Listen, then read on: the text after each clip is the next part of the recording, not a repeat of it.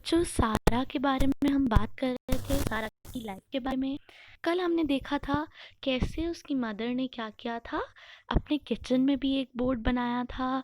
And और जो उसका जो बोर्ड था उसके टॉप पे उसने फैमिली मेम्बर्स की पिक्चर्स भी रखी थी, उनके नेम्स के साथ में। राइट, तो ये सब हमने डिस्कस किया था।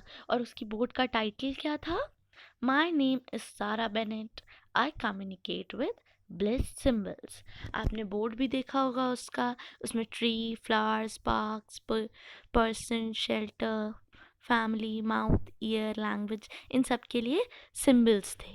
ठीक है, और देखते हैं, हम इसके आगे पढ़ते हैं, देखते हैं और क्या होता है सारा की लाइफ में, और क्या चीज़ें हैं और कैसे वो सीखती है।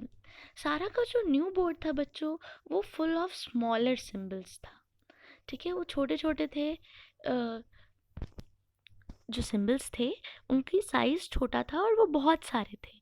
ठीक है, ऑब्वियसली एक लर्निंग चाइल्ड के लिए वो उन्हें सबको याद करना मुश्किल होगा, बट सारा के लिए वो उसे वो इतना डिफ़िकल्ट नहीं लगता है, इतना चैलेंजिंग नहीं लगता है।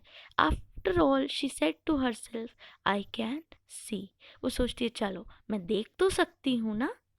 Just above the symbols, the letter of alphabet were tidily written in a row. In the upper corner of the board was a big symbol for no and yes, respectively. Sarah liked these the best. तो बच्चों क्या है, जो अपर corner है board का, उसके board का, उसमें उसने जो बड़े बड़े सिंबल हैं नो और यस के। ठीक है, नो उसके आगे नेगेटिव साइन एंड यस उसके आगे पॉजिटिव साइन। तो सारा को ये सिंबल्स बहुत पसंद थे, उसके मतलब उसको ये सबसे ज़्यादा पसंद थे, ये दो सिंबल्स, नो और यस। ठीक है, सारा चाहती थी कि उसकी मम्मी उसे बार बार नरेट करके बताए कि क्या हुआ था जब वो एक बेबी थी। उसको वो कहानी जाननी थी कि वो क्यों नहीं बोल पाती है, क्यों नहीं वॉक कर पाती है, क्यों नहीं टॉक कर पाती है। ठीक है, इसके बारे में बात करके सारा क्या करती थी, अपनी जो उसकी असलियत है उसको एक्सेप्ट करती थी, उससे भागती नहीं थी। बच्चों यहाँ देखो, ये सारा की बहुत अच्छी क्वालिटी है कि आपकी जो भी असलियत है, आपके अंदर जो भी कमी है, उसके अंदर तो इतनी बड़ी प्रॉब्लम थी उसको सेरेब्रल पैल्सी की। ऐसे ही आप हिस्ट्री में देखोगे तो एक क्रिस्टी ब्राउनर करके फेमस पेंटर थे। ठीक है, उनको भी ये दिक्कत थी, तो वो अपने फुट से पेंट किया करते थे। ठीक है, और उनकी ऑटोबायोग्राफी जो है माय लेफ्ट फुट, उस पर एक फिल्म भी बनी, उसने एकेडमी अवार्ड भी जीता।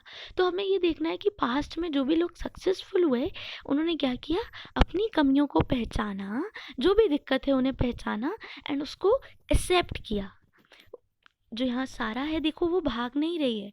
ठीक है, कितनी मुश्किल उसके सामने आई।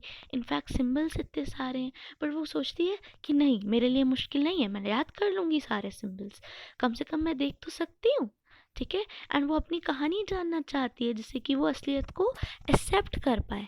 ठीक है, सारा की मदर क्या करती है, वो भी उससे पूरा टाइम उसको पूरी स्टोरी बताती है कि ना तो उसके बर्थ पे ना उससे पहले would patiently explain that either at the time of birth or before it, a part of Sarah's brain may have injured. उसे बताती है कि हो सकता है तुम्हारे बर्थ पे, जब तुम पैदा हुई या उससे पहले, तुम्हारा ब्रेन का कोई पार्ट इंजर हो गया हो, या और भी क्या हो सकता है, तुम्हारा ब्रेन जिस तरीके से डेवलप होना चाहिए था वो नहीं हो पाया। ठीक है, जो डॉक्टर्स हैं वो इसका कारण नहीं पता कर पाए। ठीक है, एंड सारा के ब्रेन नहीं कर पाए, मसल्स को सही से सिग्नल नहीं सेंड कर पाए, इस वजह से वो सही से मूव नहीं कर पाती है, इसी वजह से वो सही से बोल नहीं पाती है। तो क्या होता है, सारा के ब्रेन में सारा का ब्रेन हो सकता है अच्छी तरह से डेवलप ना किया गया हो, या कहीं पे उसे इंजरी हो गई हो जिसकी वजह से उसकी जो मसल्स हैं वहाँ तक प्रॉपर सिग्नल्स ब्रेन नहीं भेज पाता। ठीक है, Sarah's mother had elaborated, there are some people with cerebral palsy who can